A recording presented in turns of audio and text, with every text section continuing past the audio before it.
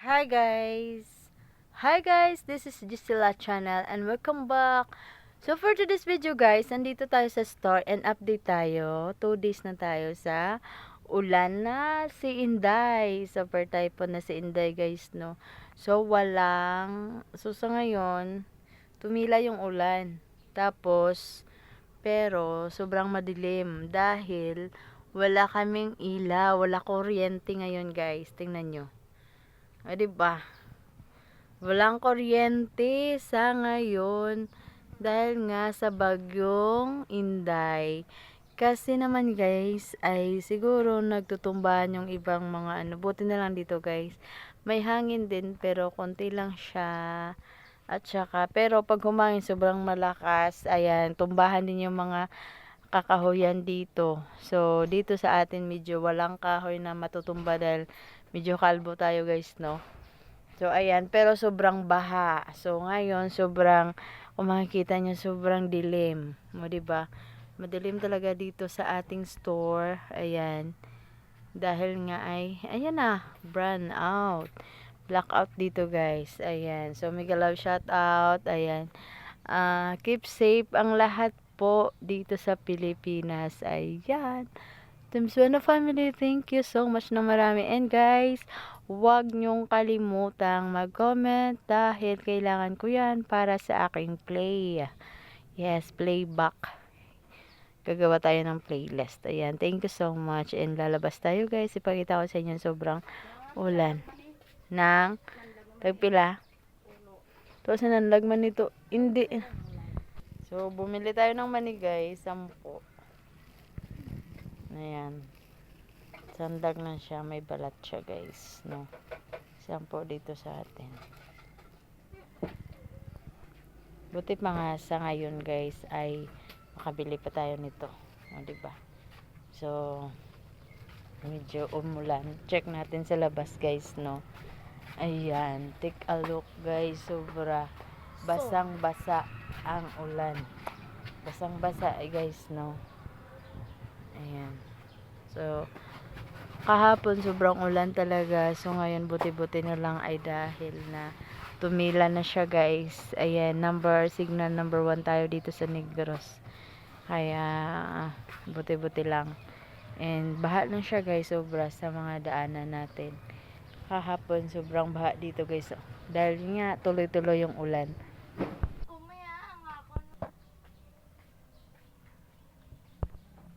So gumamit tayo ng flashlight guys, no, sa cellphone. Ayan, para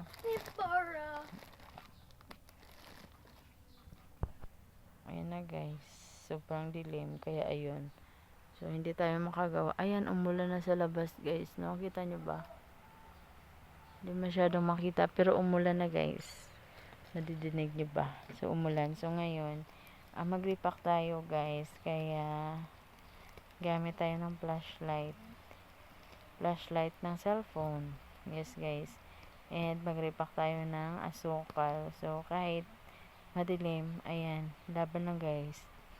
Dahil ay ano pa lang ngayon, 9 pa lang guys, 9 AM. So sobrang dilim dahil sa ulan. So siguro mayroong natumba na poste dahil sa mga daanan. So sobrang tubig talaga guys. Sa iba, sa malapit sa Sapa, ayan, maraming tubig na sa kanila, kaya ingat po kayo guys, no. Sobrang ulan talaga dahil sa super typhoon na bagyong Inday guys.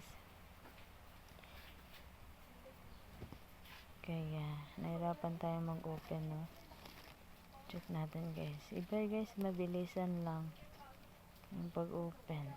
Sa tayo, iwan ko bakit hindi, no. So ito ay tapos ito guys, nagmahal na siya yung ano na sana to 520 lang nakaraan. So ngayon guys, nasa 2770 na siya guys. 2,770 na yung asukal per sako. So siguro magtaas na tayo guys dahil ano na, kung dati 60 siguro 62 na tayo per kilo. Yes, dahil tumaas na siya dito sa atin guys. Kaya for the go, taas na yung asukal dito sa atin. So, kamusta naman dyan sa inyo? Di ba? Sobrang ulan. Maulan siya, guys. Labas tayo. Wait ako sa inyo.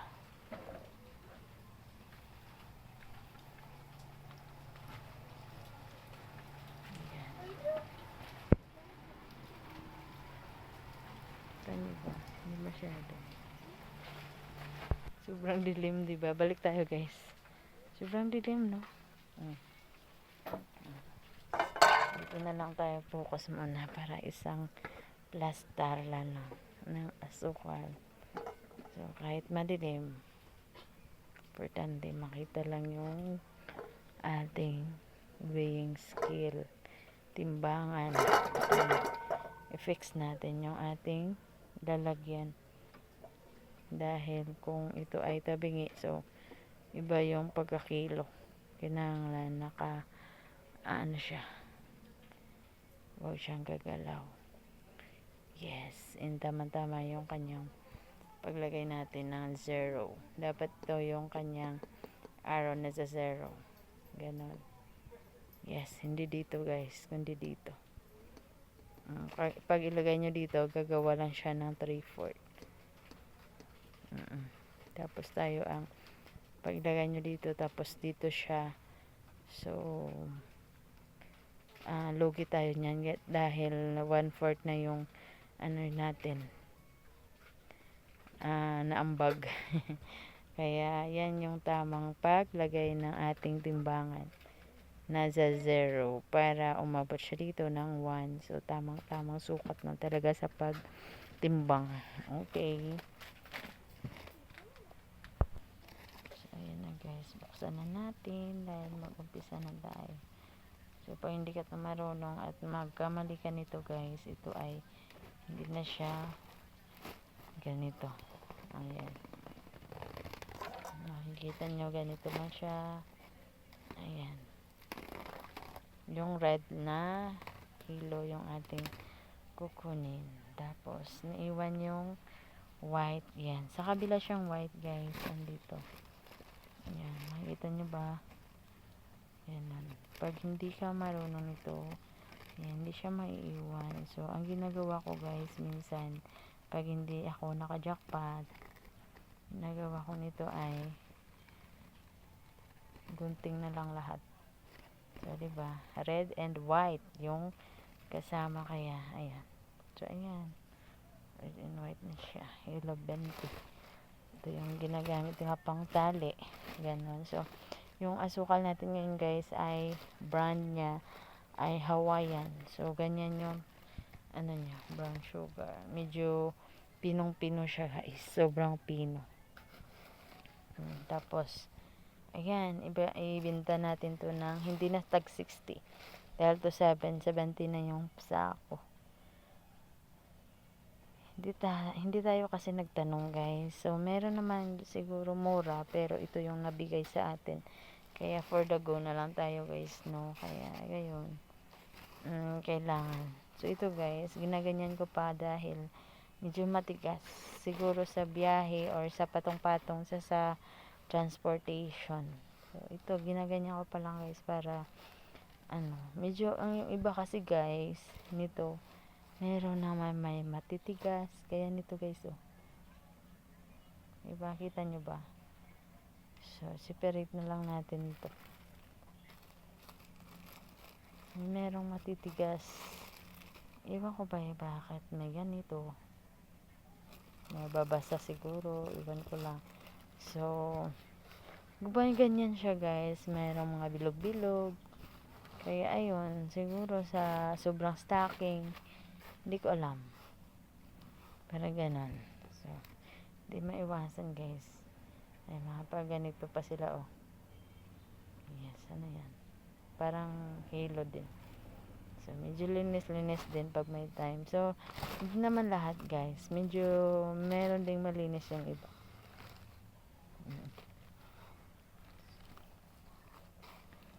Ginaganyan para tuloy-tuloy na yung ko mamaya. Pag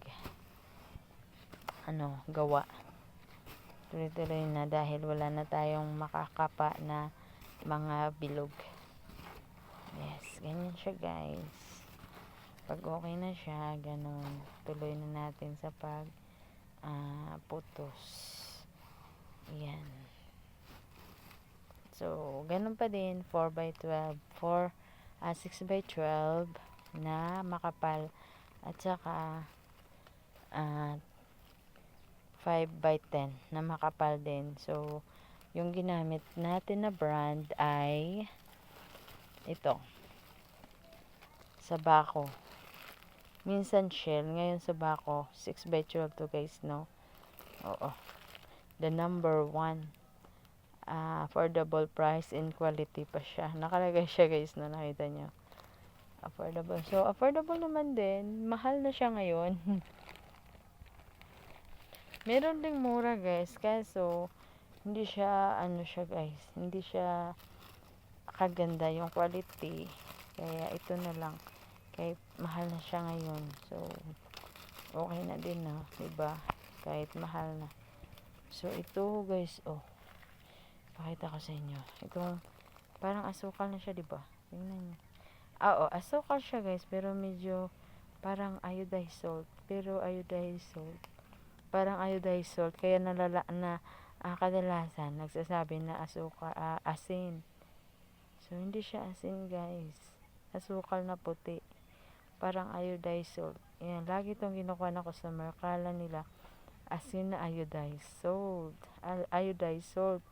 So, hindi siya guys. Medyo malaki-laki. Kita nyo ba? Diba? So, laging ganyan. Lagi ko ding sinasabi, buti lang makikita ko. Paano na lang kung mga body ko guys, no? So, kala nila talaga iodized salt. So, hindi to iodized salt. Ito ay refined sugar. Refined sugar, pero hindi siya refined guys. Nasa baraghal siya guys. Puting asukal na lang, diba? So, ganyan. May mga texture yung sugar pa iba-iba. Merong malalaki. Ito, sobrang niya, maliliit. Fine texture. Diba, kita nyo? Fine siya talaga guys. Sobrang maliliit siya. Diba? Hindi gaya ng iodized salt. Parang iodized salt yung refine natin. Ganon.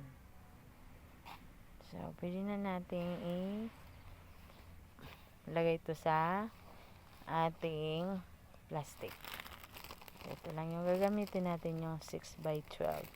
So, guys, ingat po kayo sa bagyo ngayon. Ayan, bagyong Inday. Ayan, ingat po kayo palagi. And Thames Bueno family, thank you so much. It's me. It's me. Di sila ang laging nagsasabi, hindi man tayo sikat, pero kailangan lang at nating umangat. Kaya, diskarte lang po sa buhay. Tuloy.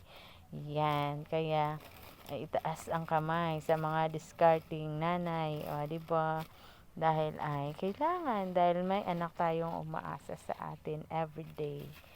So, may gusto sila na hindi pa natin ma-afford, kaya kailangan lang talaga natin magpursige para sa kanilang gusto. Pero, nasa tama din guys, kasi pag sobra at hindi na din kailangan, so, hindi din natin ibibigay. Explain na lang natin sa kanila kung bakit hindi natin maibigay yan, dahil hindi naman yan kailangan talaga. So, bye na guys. See ya. Thank you.